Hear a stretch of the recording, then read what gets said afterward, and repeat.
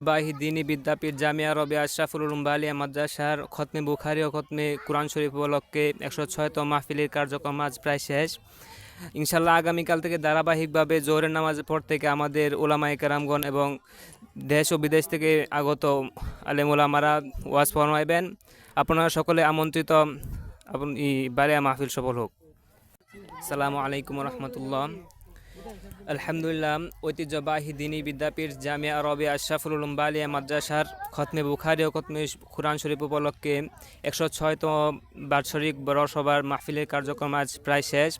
ইনশাল্লাহ আগামীকাল জুমাবাদ থেকেই আমাদের ওলামায়ে কেরামগণ ধারাবাহিকভাবে ওয়াজ ফরমাইবেন। সকলের অবগতির জন্য জানানো যাচ্ছে যে আগামীকালকে জুমার নামাজ পড়াবেন আমাদের জর্ডান থেকে আগত শায়েখ আবু উবাইদা ইবনে ওমর খাজির। আপনারা সকলে এই উক্ত মাহফিলে যোগ দিন। আলহামদুলিল্লাহ।